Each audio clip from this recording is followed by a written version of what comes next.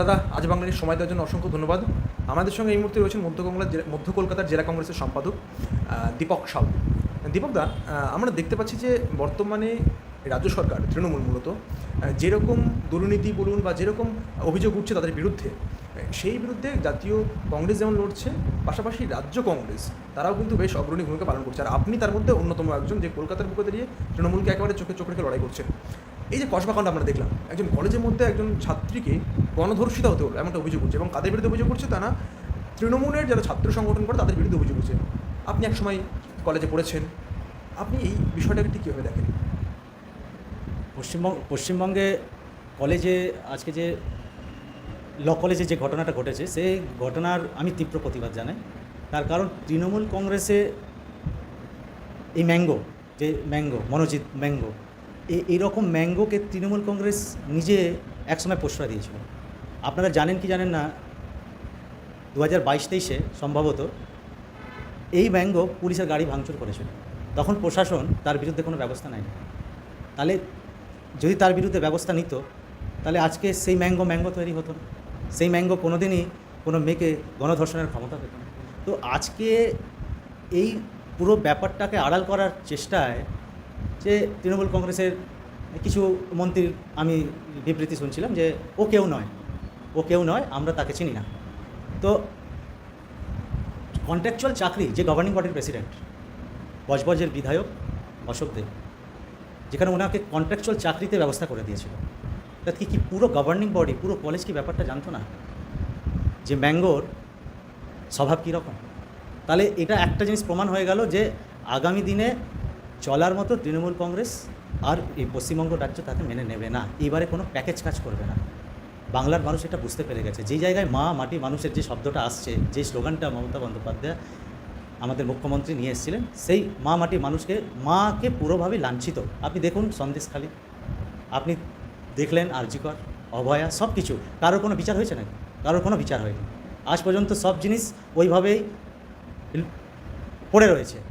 বাংলার মানুষকে শুধু ধর্মীয় এক জায়গায়, ভারতবর্ষের প্রধানমন্ত্রী নরেন্দ্র মোদী ধর্মীয় মেরুকরণের রাজনীতি শুরু করে দিয়েছিলেন, রাম মন্দির ইস্যু করে তো আজকে ঘটনা হচ্ছে দিদিও তাই নিয়ে নেমে গেছেন, যে জগন্নাথ মন্দিরকে নিয়ে উনিও রাজনীতি করছেন। তো এই ধর্মীয় রাজনীতি, এই কারণ একটাই হচ্ছে যে যুব সমাজকে কোনো রকমভাবে এগিয়ে যেতে দেওয়া হবে না। কেন কি, যুব সমাজ যদি এগিয়ে যায়, তাতে কোনো রকমভাবেই তারা চাকরি চাইবে, তারা অনেক কিছু চাইবে, যেন সেই জিনিস তারা না চায়। শুধু রাম তো বলে দেননি, রাম কি বলে দিয়েছেন যে কর্ম করো না? কৃষ্ণ কি বলে দিয়েছেন যে কর্ম না করলে তুমি খেতে পাবে? ভগবান শ্রীকৃষ্ণ গীতাতে বলেছেন যে কর্ম করতেই হবে, কর্মফল আগে। তো আজকে যা অবস্থা বাংলার অবস্থা খুবই খারাপ অবস্থায়। তো আমি প্রত্যেক মানুষের কাছে আবেদন জানাবো যে আপনারা এগিয়ে আসুন। আর এই রকম দুটোই সরকার, এক অঙ্কুরের দুই ফুল, বিজেপি আর তৃণমূল, যে দুজনই যেইভাবে সাম্প্রদায়িক বা ধর্মীয় মেরুকরণ চারিদিকে ছড়াচ্ছে, তার প্রতিবাদ করে। আচ্ছা, এই যে ল কলেজ আপনি কথা বলেন যে আগে তৃণমূল জানতো কিনা, মানে কলেজে চাকরি পাচ্ছে অস্থায়ী কর্মী হিসেবে, সেটা ওই ল কলেজ জানতো কিনা, এটা একটা বড় প্রশ্ন। যদি জেনে থাকে, তাহলে কেন যার বিরুদ্ধে এত অভিযোগ, এর আগেও তার বিরুদ্ধে অভিযোগ যে মহিলাদের বিরুদ্ধে এরকম বিভিন্ন রকম কুকীর্তি করেছে, কেন অ্যাকশন নিল না? মানে হয় কি টিএমসি করা বলে? কিছু কলেজের মধ্যে এরাই আছে ম্যাঙ্গোর মতো। আমার কথা স্পষ্ট যে কন্ট্রাকচুয়াল যে 6-7 হাজার টাকা চাকরির যে কন্ট্রাকচুয়ালটা যে ম্যাঙ্গোকে দেওয়া হয়েছিল মনোজিৎকে, সেটা শুধু ছিল ওর গেট পাস, কলেজে ঢোকার একটা গেট পাস।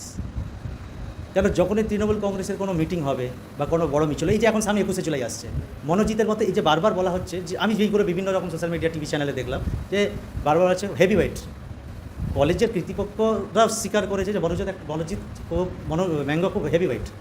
তো ওইটা হচ্ছিল ওর গেট পাস, যে কীভাবে ওই গেট পাসে ওর ভেতরে ঢুকবে আর ঢুকে ওই পুরো জায়গাটাকেও নষ্ট করবে। তো আজকে কলেজ কর্তৃপক্ষ এটা জানতো না, আমার মনে হয় না কলেজ কর্তৃপক্ষ এটা জানতো। একটা গভর্নিং বডিতে একলা তো কেউ একটা গভর্নিং বডি তৈরি হয় না, অনেকগুলো মেম্বার, এক্সিকিউটিভ মেম্বার নিয়ে একটা গভর্নিং বডি তৈরি হয়। তো একটা গভর্নিং বডি কিছুই জানতো না। 2022-এ তার বাবার যখন ইন্টারভিউ হলো, তার বাবাও, মনোজিতের বাবা ম্যাঙ্গোর বাবাও কিন্তু জানতো তার প্রকৃতি, তার বাবা কিন্তু স্বীকার করেছে। তাহলে ওনার বাবার মধ্যে সততা আছে, যে উনি স্বীকার করেছেন নিজের ছেলের ব্যাপারে যে না, ও এই ধরনের ছিল। তাহলে কি, যে স্কুলে যে কলেজেও পড়েছে এত বছর থেকে, যে কলেজে থাকছে সেই কলেজে ঝগড়া ঝামেলা করছে, মারপিট করছে, সেই কলেজের লোক, সেই কলেজের কর্তৃপক্ষ বা সেই কলেজের কেউ কিছু জানতো না? আমার তো এটা বিশ্বাস হয় না। আমার এটা পুরোপুরি বিশ্বাস হয় না। আর এই যে ঘটনা ঘটেছে এটা খুবই নিন্দনীয় ঘটনা। আজকে বাংলার যা অবস্থা, আজকে এখানে কোনো মহিলা সুরক্ষিত না, এই বাংলায় কোনো মহিলা সুরক্ষিত। এই যে বলে যে বাংলা তৃণমূল প্রচার করে যে বাংলা নিজের মেয়েকে চায়, মমতা ব্যানার্জিকেই ঘুরিয়ে বলে, কিন্তু নিজের মেয়ে মানে কোন মেয়েকে চায়? বাংলার মেয়ে শুধু মমতা ব্যানার্জি নেই, বাংলার মেয়ে হচ্ছে প্রত্যেকটা মা, প্রত্যেকটা বোন, প্রত্যেকটা বাংলার মেয়েরা কিন্তু বাংলার মেয়েকে চায়। মমতা বন্দ্যোপাধ্যায় কি শুধু এখানকারই, কি শুধু উনি একলাই মেয়ে যে উনি বাংলার মেয়েকে চায়? তাহলে বাংলায় আর যত মায়েরা আছে, বোনেরা আছে, তারা যে ধরছে তারা কি বাংলার মেয়ে নয়? তারা কি অন্য জায়গা থেকে এসছে? আমি এটা তো মানতে পারলাম না। বাংলার মেয়েকে চাই, প্রত্যেকটা মহিলার, নারীর সম্মান দেওয়াটা বাংলার প্রত্যেকটা নাগরিকের কাজ। আজকে তৃণমূল কংগ্রেসের সময় আমরা একটা জিনিসই দেখছি, লক্ষ্মী ভাণ্ডার, যে এইগুলো জাস্ট একটা প্যাকেজ ভোটের রাজনীতির জন্য। এগুলো একটা প্যাকেজ। যদি বাংলার মায়েদেরকে যদি সম্মান দেওয়া হতো, তাহলে বাংলার মায়েদের এইভাবে ধর্ষিতা হতো না, কোনো কলেজের মেয়ে ধর্ষিতা হতো না, তাহলে সন্দেশখালির মতো ঘটনা ঘটতো না, অভয় আরজি করের মতো এখনও পর্যন্ত বিচার ব্যবস্থা, আজকে বাংলা এই অবস্থা থাকতো। এই যে বাংলার মেয়ে মানে মুখ্যমন্ত্রী মমতা বন্দ্যোপাধ্যায়, তিনি একদিকে যেমন স্বাস্থ্যমন্ত্রী, অন্যদিকে পুলিশ মন্ত্রী, আজকে যে পুলিশের উপরে এই তদন্তভার দিল কসবা কাণ্ডে, আপনারা কি আশা করছেন, আপনি একজন কংগ্রেসের নেতা হিসেবে, যে এই পুলিশ সঠিক তদন্ত করতে পারবে? না,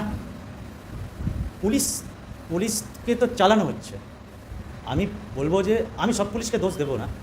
কিছু পুলিশ আছেন যারা এখনও পর্যন্ত ভালো মন্দ কাজ করছেন, কিছু শীর্ষকর্তা যারা রয়েছেন যারা এটা ভুলে গেছেন কোনোরকমভাবে যে নিচুতলেও মানুষ আছে। আজকে সেই ঘটনা যদি তাদের সাথে যদি ঘটতো, তখন সেই শীর্ষকর্তা পুলিশরা কী বলতো? আমি এই প্রশ্নটা শীর্ষকর্তা পুলিশদের কাছে প্রশ্ন করতে চাই। আজকে আপনারা সেই আসনে বিদ্যমান আছেন, আপনারা আসনে বসে আছেন, তা আপনাদের আজকে মনে হচ্ছে না যে আপনাদেরকে যেটা অর্ডার হচ্ছে ওপর স্তর থেকে আপনারা যেটা করছেন। আজকে আপনারা আম জনতার মতো যদি আজকে থাকতেন, আপনাদের যদি পরিবারের উপর সেরকম কিছু নির্যাতন হতো, তখন আপনারা কী করতেন? তখন এই শীর্ষকর্তাদের পুলিশের কাছে আমার আশা। আর আমি সব পুলিশকে বলছি না, এখনও অনেক পুলিশ আছেন, ভিন্ন ভিন্ন পুলিশ আমার সাথে যোগাযোগে আছেন, যারা এখনও খুব ভালো মন্দ নিচু স্তরের মানুষদেরকে দেখেন, উচিত বিচার ব্যবস্থা নেন। কিন্তু যেরকম বলে না 5টা আঙুল সমান না, তো 5টা মানুষের চিন্তাধারাও এক না, সেরকম ওই ধরনের পুলিশ আছেন যে শুধু একমাত্র 5 আটুকার প্রশাসনের ক্ষমতায় বসে যারা আছে, তারা 5 আটুকারের ব্যবস্থা মুখ্যমন্ত্রীর সাথে করছেন, কিন্তু তারা নিচু স্তরের মানুষের দিকে একবারও তাকাচ্ছে। আপনি কংগ্রেসের নেতা হিসেবে এই যে ঘটনা ঘটেছে, একজন ছাত্রের উপরে গণধর্ষণের ঘটনা ঘটেছে, অভিযোগ করছে, আপনারা কি চাইছেন? আমরা চাইছি যে কড়া থেকে কড়া তার শাস্তি হোক, উচিত ব্যবস্থা নেওয়া হোক, আর যাতে এই রকম ঘটনা আর বাংলায় জন্য ঘটাতে যে কোনো দলের হোক কি বাইরের হোক, যে কেউ হোক, সে আর কোনোদিন সাহস না করে। আমরা তীব্র প্রতিবাদ জানাই, আর আমরা সরকার পক্ষকে বলছি আপনাদের মাধ্যমে যে তারা ইমিডিয়েটলি অ্যাকশন নিক। আর ইনভেস্টিগেশন তো চলছে, আর ওর সাথে ম্যাঙ্গোর সাথে যারা যারা জড়িত আছে কি না আছে, সেটাতে ইনভেস্টিগেশন করলে আরও অনেক কিছু ভেতর থেকে বেরোবে। তো তারা ইমিডিয়েটলি অ্যাকশন নিক, আর তাড়াতাড়ি আরও যারা আছে তাদেরকেও ইমিডিয়েটলি তাদেরকে গ্রেপ্তার করা। আপনাকে অসংখ্য ধন্যবাদ দাদা, আজ বাংলাকে সময় দেওয়ার জন্য। ধন্যবাদ আপনাকে।